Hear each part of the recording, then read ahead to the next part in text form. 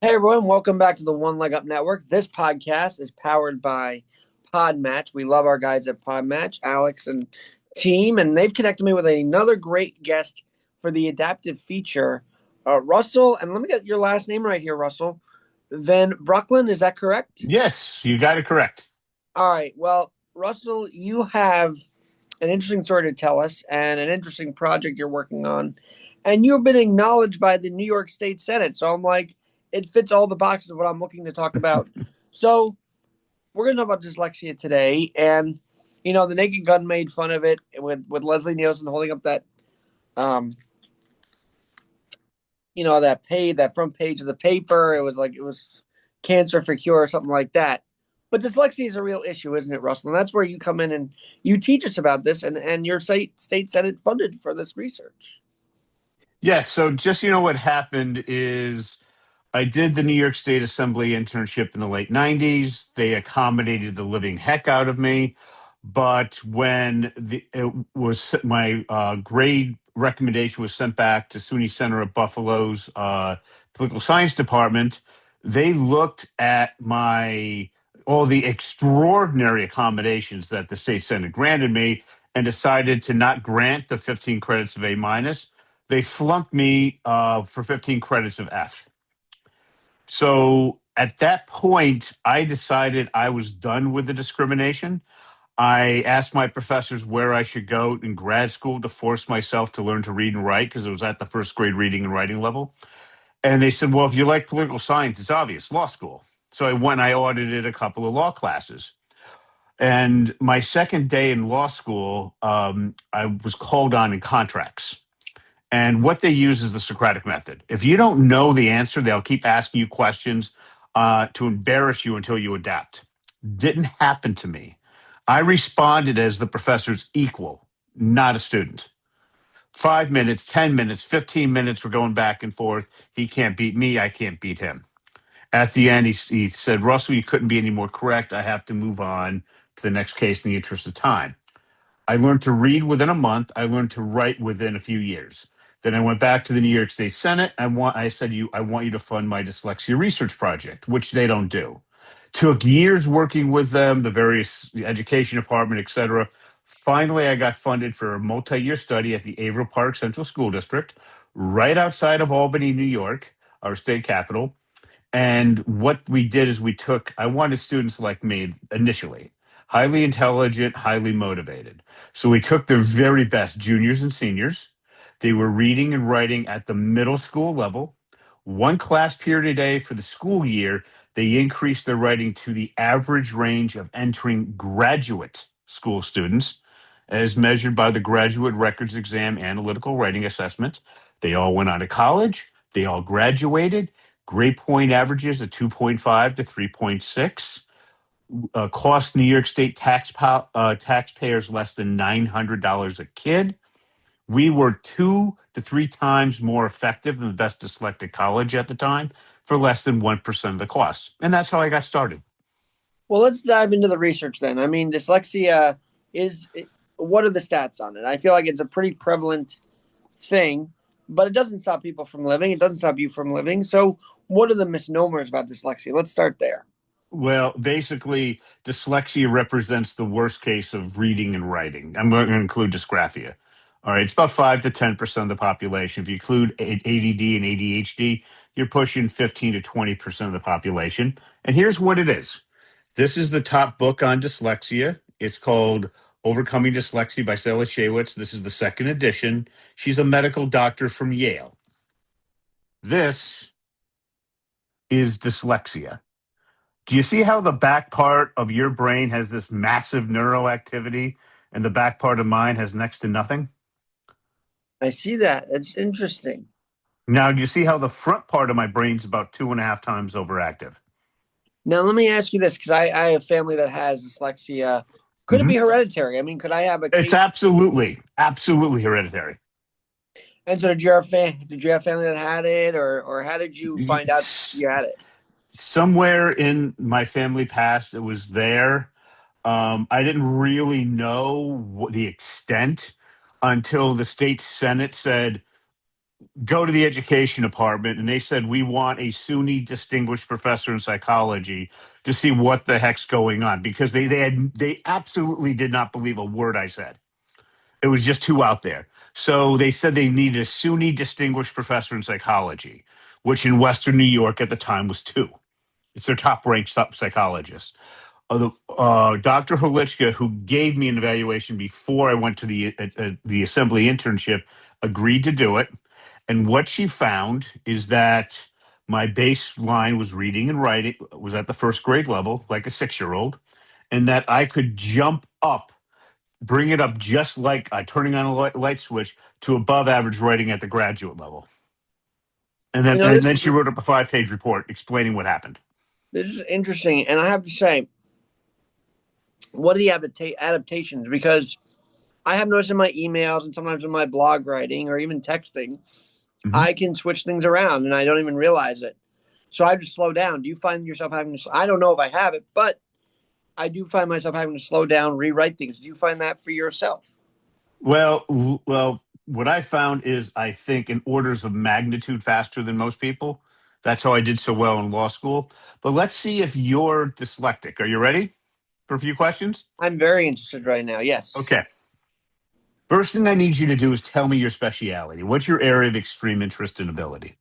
I talk about podcasting. I'm an engineer in radio, and I do some on air stuff as well.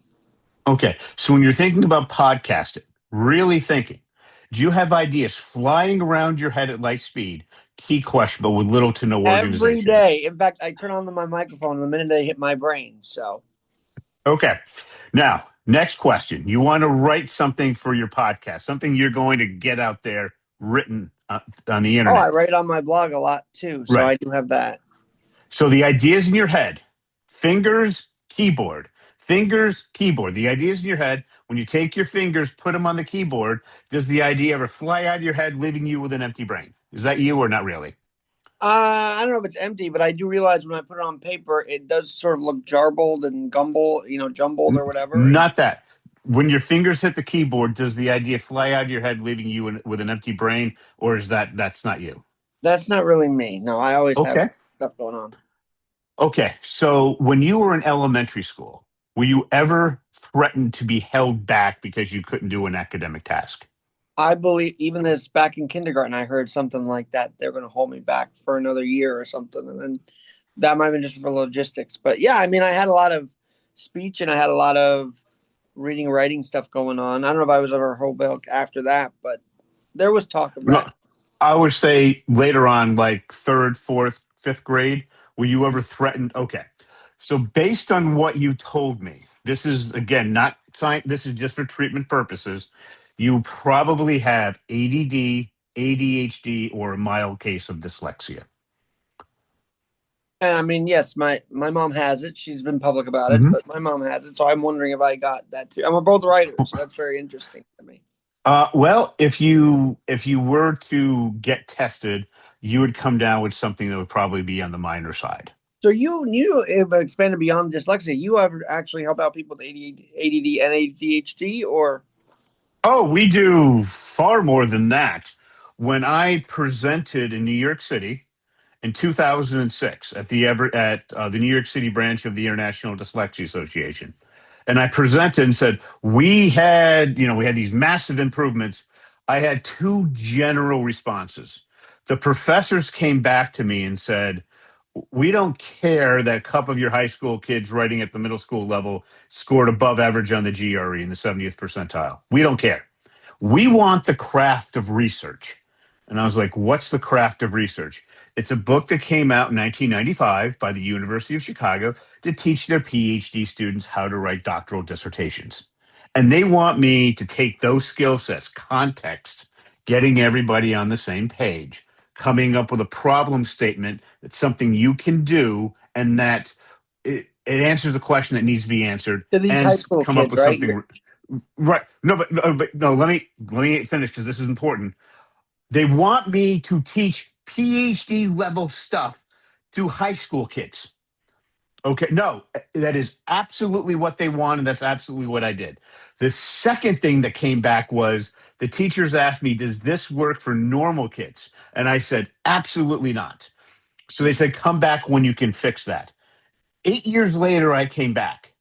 So what we currently do is the first thing that we do is we developed a model. Number one, for an intervention period, we work with the student's speciality, their area of extreme interest and ability. Because if you step outside of that, their motivation drops 75 to 90%. So during the intervention period until they're at grade level, we focus on a book and an audio book that they're really interested in. Secondly, we teach them not from a general to the specific, but from the specific to the general. Because when I asked you, do you have ideas flying around your head at light speed, but with little to no organization, you said yes. So what we have to do is to force the brain to organize itself by using writing as a measurable output. If we start with a big picture with nothing we can grab onto, there's nothing we can connect with. But if we start from a very specific point and we move out, we can do that. And lastly, according to Yale, going again back to this science, the front part of the brain being 2.5 times overactive, that's word analysis followed by articulation. So we do that, but we also do on the craft of research. We focus on showing students how to go from sentences they can't even write, basic sentences, all the way through high school, college level body paragraphs. Then we come up uh, with a problem statement that makes sense for something that they can do that's original, and then we come up with an original solution. One of my most advanced kids I'm working with now, his name is Grayson. He's 10 years old. He's not dyslexic in the least. He's in the 99th percentile in math and science. He's flying through this. He wants to get his PhD and work for NASA to terraform Mars. And we're working with him on doing a publication where we'll be submitting for a peer reviewed journal. It will be rejected. Once it's rejected, we're going to set him up with a senior scientist in that area, and he's going to say, Professor, I want to get this published. Here's what I need to work on. Can you work on this with me? Probably when he's 14, and Oh watch my the God. professor's jaw drop. So many things. I mean, we look at these kids that are 14 years old and they already have their Yale degree. It's like, how does that happen? I mean, that's where I want to go No, next. no, How do these kids very have that? well, no, very specifically what we're working on with Grace. Remember, he's not dyslexic at all. All right. He's just been top 1% in math and science. We are working with him to show him that process I described to you. And we already found the journal we want to submit to, and there's a need for what he needs to do. So we're going to work on him to submit that journal. When it's rejected, because they almost always are for some reason, we're then introducing him to a professor to take it the rest of the way. If you do not know the craft of research, these kids are not going to be employable as knowledge workers. Let me be very clear on that. The AI is advancing so quickly, especially with the recent development of Opus 4.6 from Claude, is if we're now in a place where kids are managing agents. If you know the craft of research, if you know how to do context, problem statement, solution, you can then talk with it, work with it, whatever it is, and figure it out. And you can use it, you can guide it, you can train others, even if you know nothing about it. Hmm. If you can't do the craft of research, I don't know how you're going to be employable. All right, I got to ask you this. You Mm-hmm. take this doctoral research, all these studies, and you put it into the high school brain. How do these kids react to that? I mean, those kids' brains are still molding at that point. So, how do they handle the PhD level research? That's got to be Oh, intense for them. actually, we start doing it at 9 years old. My How does jaw, it my work? jaw's dropping now when you just told me that. How is it doing? Okay, let me explain to you the results. I finally had a parent that said we can use her results. Her name is Kimberly. Her son was Reed at 10 years old. Okay, we met in December 27th of 2024. The state of Ohio just tested him less than 2 weeks before. He was reading at the 11th percentile, writing at the 4th percentile. We showed him in that process, we gave him something he was very interested in. We taught him from the specific to the general, word analysis followed by articulation. Kimberly did. She's a homeschooling mom with some college who properly taught her other four children to read and write properly using traditional methods. So she worked with Reed for an hour and a half a week, half an hour a session, 3 sessions a week. Most parents do 10 to 15 minutes a couple times a week for the next 5.5 months to the end of the school year. I'm not going to tell you those results because in August, about 8.5 months after I worked with Reed, his friends wanted him back in public school for social reasons. So he goes back in. He was tested. If he was scoring like he did in December, 11th percentile in reading, 4th percentile in writing, he would have been placed in special ed away from his friends, unhappy kid. Oh, I'm so But he glad you had an mentioned that increase. Yeah, well, because one second. okay, go He for it. had an increase. He jumped up from the 11th percentile in 11th percentile in reading to the 64th percentile. His writing went from the 4th percentile to the 65th. All right. His grammar went to the 97th percentile. I asked Kimberly how he was doing in school a couple of months in. He's getting A's and B's. She did this at home by herself. That's how powerful this is. All right, the gifted and talented schools, the charter schools, I feel like they serve a purpose for people that, you know, and for kids that have those different, I guess, different abilities, if you will. But I also like the idea of them being integrated into the public school system. So where do you land on these different things? Well, the thing is, Reed was in a normal public school, not one of these other ones. Now, as far as these gifted and talented, these chartered schools, what I generally get when I speak to these kids is a lot of times they're in an urban setting where they just keep telling me, listen, it's not safe for me to go to the typical school. In the charter school, they feel like the kids there are serious. It's a lot safer. The teachers can take a lot more of try different things. They generally really like it. So it depends on if it's right for the individual kid, the individual family, and only the parents can really make that decision. Part of me wishes I had some of this, but back when I was a kid, because all my progress reports were he's doing good, but the number one issue was he wasn't focused, and it's still the case at 34 years old. So Oh no, not the case if you do this. If you're in your speciality, you are focused like a laser. If you're that's working on true. podcasting, you are absolutely focused.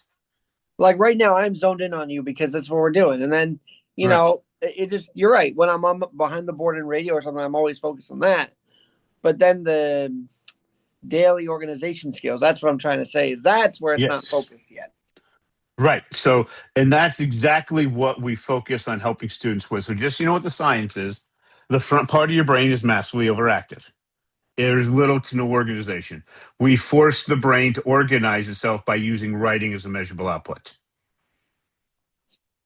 This is fascinating because the daily tasks and the daily organization, that's the thing I'm trying to figure out every day. And also, what about the thing about, do you find kids you work with like to move on to the next thing? Like, okay, one task is done, I got to move on quickly instead of getting that one task thoroughly done. Do you notice that? When we're in their speciality, there is no problem. They are very thorough. The moment we step out, it just out the window. That's why in my initial study, I focused on the massively motivated kids because I absolutely stepped outside their motivation completely. All right. And then I had to figure out how do we keep them inside of to make it work? Because when I started this, after I gave that presentation, I couldn't work with normal kids. And then I realized, like what I did in law school, I just dominated from day one, absolutely dominant. And I talked to other successful dyslexic professors, and there was a pattern. They were no good kindergarten through college, and then they walk into grad school. Day one, they own the place. Very narrow, focused area. And then I realized for employment, we are very narrowly focused. Do you think your podcast listeners could care at all if you can do calculus? No, I don't think they would. But No, exactly. So our system is designed to make us well-rounded before we can specialize. Works great when we're dealing with the back part of the brain. But for dyslexics, ADD, ADHD, we just want to specialize. Our brains are completely opposite.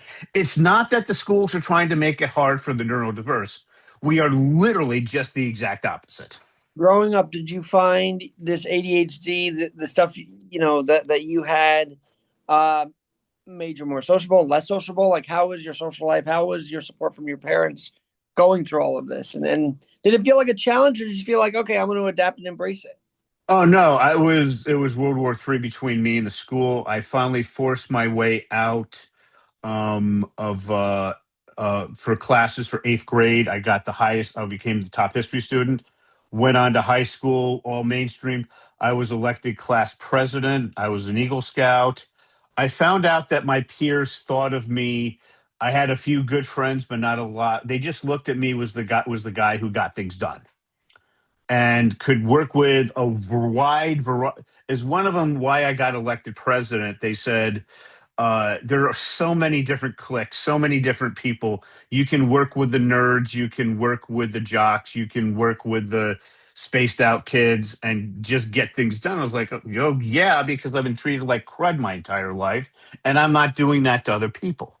That's When a I was key in thing you find with the dyslexics. when I was in college, I found I can make it hang out with the athletes. I can hang out with the music kids. I can hang out with the theater kids. Like, I Mhm. feel like we're similar in that way. We just found our different cliques. Yes. So the main thing that you want to think about when you're neurodiverse is that there are huge advantages to it. So what we need to focus on is, remember what I told you, the craft of research. I take people through the context, the problem statement, the solution in high school. Okay.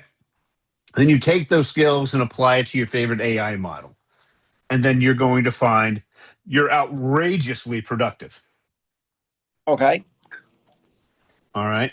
And that's what it's going to require to get employment going forward. I mean, ever since Opus 4.6 dropped last week from Claude, literally, I had to redesign my entire workflow again. And I cannot imagine the amount. I'm doing more work now in a day than I used to do in a year. And I'm not joking because I had to send everything out to an assistant to get rewritten, it was a pain. Every email I had to send out to get rewritten. All right. So what I'm just saying is this is so powerful. Now that I understand the process, I fly through it and now I'm teaching others to do the same thing. And it's just critical for them to get a job in the future. Oh, I'm right here. No, I've got my colleagues here because they're all listening to this saying, yeah, this is pretty much Alex to a T. Not organized enough, moving on from one thing to the next. And my colleague, my boss said he's going to pay for something like this if I can get fixed on the spot. So maybe tapping into something here. well, actually, you can get corrected. What I do with adults is that exact same New York State Senate funded program. All right. And this is Um, for anybody, adults, kids. Oh, no, no, no. That is a specific program for rapid improvements for 16 and above, highly motivated, highly intelligent people. Now, you Well, said you I'm went how 16 and far? above, so I might have to look into this. But Well, how far did you go in college? oh, I graduated. I got my bachelor's, and that was it. I didn't go into a graduate Okay, program, but I've been but you encouraged. remember all those general ed classes that you hated and you still got decent grades. Do you remember that? Of course, and I just passed computer science because they got. Here's the thing about that, right? There were some classes that only had slides. You'd only have to go to class and they'd have you look at a PowerPoint. I don't Mhm. function well that way, so I barely passed those classes. It wasn't interactive, and maybe that was because it wasn't hitting my brain. I don't know exactly, but it But was you boring. passed. But Well, you passed. I passed. Yes, I passed. Okay. So what the original program is, it's really simple. We give you GRE prompts, okay? And we show you how to do the thesis statement until you master it. Then thesis statement, first body paragraph until you're really good at it. And then we just keep going body paragraph by paragraph until you have it down. And what you find is it helps out tremendously with organizing your brain. That's exactly what it's designed for. The most advanced person I brought it through, Columbia is the top business school in New York City. He was dyslexic. When I asked him what was the argument from this GRE prompt, took him almost a minute. Any 14-year-old AP English high school kid in the country would tell it to me in less than 2 seconds. He took almost a minute. After he practiced it 50 times, he got real fast. All right. But you just go through the process and it just organizes things. And then it becomes unfair. Like, for example, for Shark Tank, how many of the six sharks do you think are dyslexic?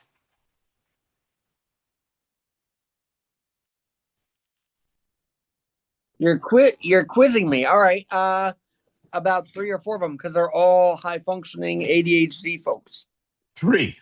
There, three are specifically dyslexic: Mr. Wonderful, Damien, and Barbara. Half. Dyslexics make up less than 10% of the population, yet half the sharks are dyslexic.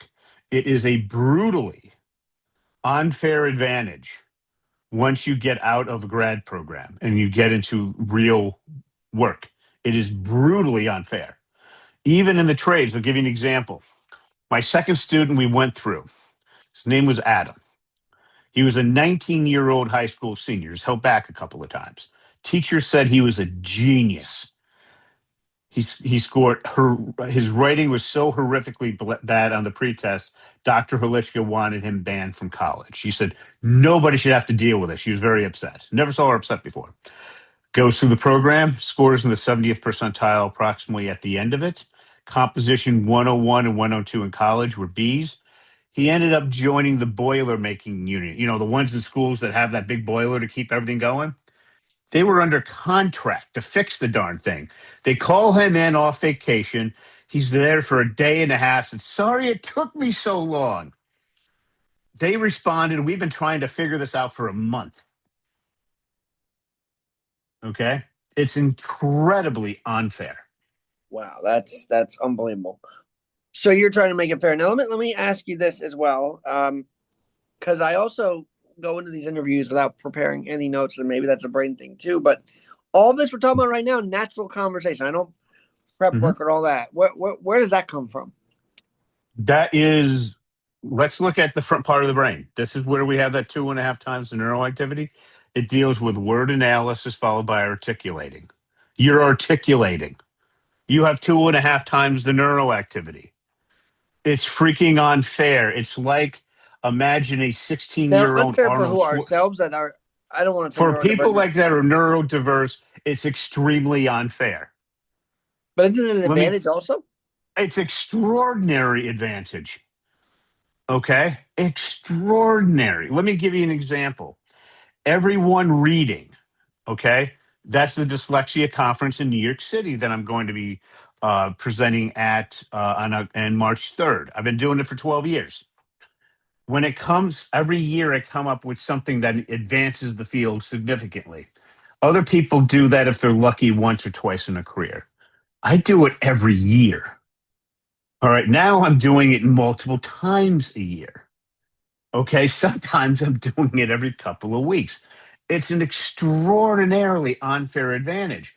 Now I use Opus 4.6 and I spent $200 a month on it and I'm getting so much work done sending real product out, real reports out for the first time in my life without anybody else looking at it. Okay? It's so incredibly unfair. It's about calming the brain. I think that's the other part of this is you have the overactive brain, and then something calms it.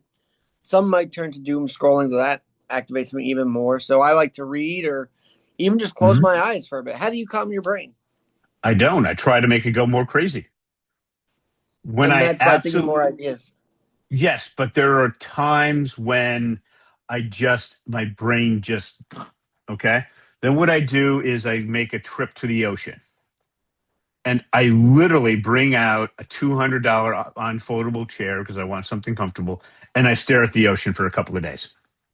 I was raised by the water on the East River on East 44th, and that water is very calming, I have to say. And I do like, especially when it's warmer out, you just sit there and Right, but not watch the the. river water, the ocean water. The waves, the more active, the better. That's what I find gives me the recharge. And I do that at least twice a year.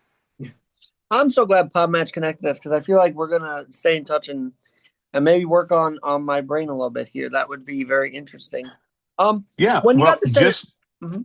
Yeah, just if you're interested in doing that, I can bring you through the exact same thing we brought the high school kids through. I am so no, that I'm very interested because just last week, okay, I lost my phone, and this has been a perennial thing. Like I Hmm. always lose something, a wallet, keys, phone, and my colleague here had to pick it up for me in Midtown, but it was just one of those lack of focus things, and maybe it's because of my ADD. I don't want to. I don't Yeah, want to no, blame it on anything, but there's your solution. I got I got my pouch. I have, just so you know, because it fits in my pocket. I use Apple for everything. This is the earbuds, the Pro 3s. I put it right in there. If I lose it, I either go to my iPhone or I go to my watch and it tells me where it is, like literally where it is. Well, okay, so this is we're very similar then in a lot of ways because I got my pouch, you got your pouch. Now, the when you got the Senate funding, though, I mean, this had to be quite an accomplishment, and you had to feel really like good. And what was that feeling like when you first got Oh, awarded? it was fantastic because the Senate doesn't fund stuff like this. And just so everybody knows what it required, they sent me over to the education department, which wanted to get rid of me. So they required a SUNY distinguished professor in psychology, which there were two in Western New York. Then once I got that, then I had to connect it up with current research. That was supposed to take me years. I did it in less than a week. Then I got funding from the university for 15 grand, ran a couple of studies with a school district outside, because then this was back when Republicans were Republicans. What they wanted was the school system to say they wanted it. And they got the money. I didn't get a dime of that money. It went right to the school district. Okay. They ran it. Republicans want the school districts to say this worked. Democrats want to start off with a bill at the high end and move down. Republicans want to work from the schools on up. Speaking of schools, I'd love to connect you with the Viscardi Center. I don't know if you know who they are, but they're Yes, that's an organization you work with for disabled students. and I Yes, went and to school there from kindergarten to I graduated there from kindergarten all the way through to 12th grade. So I'd love to connect you guys because I feel like you're putting out this incredible service for people, and I think they can benefit. Also, Center for Independent Disabled New Yorkers. Sydney, are you familiar with them? yes, and just so you know, I just got hired to train 40 plus tutors in San Francisco how Well, to take kids from can't writing a sentence to writing the most part of a high school level body paragraph, and I did the whole thing in 90 minutes. I want to go back though to sentence structuring because that's the one thing where if I write an email, I then send it out without looking first, and that's really my downfall sometimes. Hmm. So it can't just be a class of teachers. This is sort of a mindset you have to have, right? It's not just Oh, no, no, no. It's so easy to fix. Takes 10 minutes. Do you want me to show you? sure. Okay. So I want you to, I'm going to imagine you're teaching this. Okay. Do you know a dyslexic kid really well in elementary school? Hypothetically, you mean? I don't know anybody really well, but No, I mean, any time in your life, did you know another dyslexic kid? I did not really know dyslexia. Okay. Then let's use you at age 10. Okay. Okay. You're going to teach yourself. Imagine yourself at 10 is sitting right next to you. I'm going to show you how easy this is. All Okay. right. The inability to spell, the inability to do grammar, it's so easy to fix. All right. So again, just so you know what we're going to do, we're going to the science, overcoming dyslexia, front part of the brain. We're going to use the front part of the brain, which is 2.5 times overactive. That's word analysis followed by articulation. So what we're going to do is the first thing is you're going to teach the dyslexic kid. You're going to type out on a laptop computer with a real keyboard, not an iPad, not an iPhone, and certainly not handwriting. You're going to type out hero plus sign. What are you? I'm sorry, hero plus sign. What are we talking about? Then we're going to swap out hero for your name. So what's your name? First name? Alex. Alex. We're going to switch it off for hero plus sign. What are we talking about? To Alex plus sign. What are we talking about? Then we're going to take a list of 10 things you really, really like. and then 10 things you really, really dislike. So the first thing you like, I'm just going to put up there podcasting. Okay. Okay. So we got hero plus sign. What are we talking about? We're going to swap out what are we talking about for podcasting. So we got hero plus sign podcasting. See how I got there? Yes. Not really, but I Okay. No. So just so we start off with hero plus sign. What are we talking about? We switched out hero for Alex. Alex plus okay. sign. What are we talking about? The first thing on your list of 10 things you really like, podcasting, we're switching out for what are we talking about? So we got Alex plus sign podcasting. Okay. See how we Alex got for there? podcasting. Got it. Okay. Okay, sorry, I was a little confusing before. Now, I'm going to try to fool you with two of the simplest questions you've ever been asked. Okay, if you answer them correctly, this will work. If it doesn't, you're going to really understand you have an epiphany on what dyslexia really is.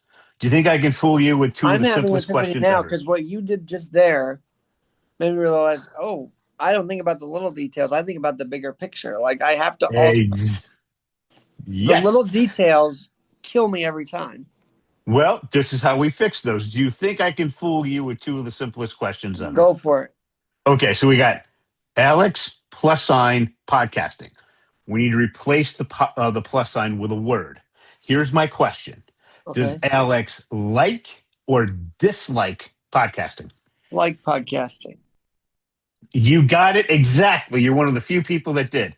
Now for the really hard question. Are you ready? Okay. Replace the plus sign with that word and give me the 3-word sentence. Alex likes podcasting. But that's not what I asked. Oh, Alex like podcasting? There you go. All right. You are one of the super few people that get it. What happened that made you add the S the first time? What caused that? Because in my brain, Alex like podcasting doesn't make sense. So Alex likes podcasting makes sense. Right. You're an educated you went to college, you're educated. So you did what almost every educated person does. You added the S to make it proper. But a dyslexic kid doesn't know how to add the S. Hmm. All right, now you're down in New York City. Let me tell you how the rich do this. There's a school called the Windward School. It's phenomenal. Been around for decades. They have a 98% success rate. You give them a kid in 4th grade who's way behind and they will send them back to their original school and they will be as educated as the best private schools anywhere in the world. Only cost $75,000 for 4 to 5 years.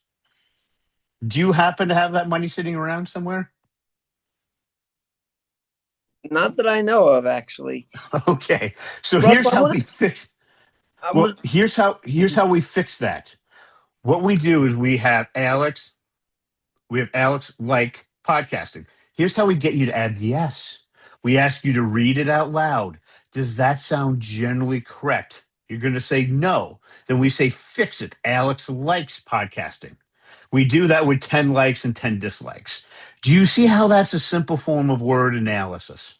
but also what you just tapped into is something like I could be asked a question and then say a totally different answer than what I was asked because the answer that I'm supposed to give either is going to get me in trouble or it just doesn't feel right in my brain. So, like what you just did there is sort of what I do on a daily basis. Like they'll ask me something, and my colleague Ryan will say, "I'll go off on a completely different tangent." Right. And notice what I'm doing now. I'm forcing you to stay very step by step, very linear. Okay. Because remember what I said before we have to force the brain to organize itself by using writing as a measurable output. So here's my question again. Do you see how this is a very simple form of word analysis? Yeah, I could see it. Yeah. So you asked, does it sound correct? No, fix it. Sit, Alex, I'm sorry. Alex likes podcasting. Podcast. Okay. Yeah. Okay. Now that is the first part. Then we go into reason one. Give me a simple reason why you like podcasting. Oh, I like podcasting because it gives me a voice in the space. Alex likes podcasting because it gives him a voice in the space. Now imagine when you were in elementary school. Do we have a whole mess of misspelled words? Actually, spelling was okay for me, but I'm pretty sure I misspelled a few of those along the way. Okay. Well, a lot of dyslexics is a lot of misspelled words. By the way, I think Here, the phone has also increased my inability to think critically and when it comes to forming a sentence, because all I got to type on the damn keyboard and just send it out, and whatever the iPhone writes, right. then that's what I send out. So it's kind of But interesting but there too. but again, do you see how you just went off on another tangent? Yes. Okay. Okay. Yes. Now I'm bringing you back. Okay. Do you see how for a lot of dyslexics it's randomly placed misspelled words? So I how did see we that. fix Yes. that? Yes. So here's how we fix that. It's so simple. What we do is what we do is we tell the dyslexic kid to first read what they wrote out loud. Okay. And then we ask them, does it sound generally correct? Fix it until it does. We don't care about spelling. Once we do that, that's important because the gen ed teachers have a really hard time with horrific grammar. That's now gone. A lot of the medium problems are gone too. You're left with the little ones and some medium ones, and they're good at that. Now, the spelling, we tell them to put a period down. Every time they misspell one word in that sentence, they got to retype the entire thing. The entire thing. And they're going to say, I'm not going to do that. I'm not going to make that mistake. And they keep making it until it's corrected. Somewhere between 3 and 13 times. The more they make the mistake, the more they concentrate, I'm not going to make that mistake. And they keep making it. What happens is eventually they get it right. And until then, they're concentrating harder and harder. That's where the magic happens. So we do that with 10 likes and 10 dislikes until everything is spelled correctly. Reason one and reason two, 10 likes and 10 dislikes until it's spelled correctly. Reason one, reason two, and reason three, same thing. Now we're going from randomly placed misspelled words to a correct, decent grammar, correct spelling, three reason sentence. And here's the other most important thing. If you can write it, you can read it. If you can write it, you can read it. That is how you basically do the sentences. It's that simple. And parents can do it at home. Well, this has been so enlightening, and I often think my answers to real questions, like you would ask me about Alex Mm-hmm. like podcasting, like instead of saying that about Alex, it's because of my brain. I say what I feel like is supposed to happen instead of what's really happening. So it's kind of been an interesting breakthrough. Mm-hmm. You brought me to a realization today, so thank you for that. Um, Secondly, I'd love to have you on again as we move forward into this, you know, second half of the year and whatever else. And Mm-hmm. when you see your kids graduate from these schools, it must make you feel pretty proud. Oh yeah, but I know what I'm sending them off to. I when I finish them up with the craft of research, I know they're ready. I know that when they go to college, they will absolutely be outperforming their valedictorian. So I'll give you a little hint. You walk into, I'll leave you with this. I'm sitting with Dr. Barnett. This was back in the 90s. He was the chair of the communications department. I drove up to see him. He has a number of PhD students waiting for them outside. I was funded. They're not. We're talking for a half an hour, 45 minutes about nothing. Okay. They're waiting. He said, oh, they can wait. You have an original idea. You're funded. They're not. And I just Okay. got funding for this podcast. I'm doing something wrong, so let me fix that course and do something with that. So thank you for your inspiration today, for sure.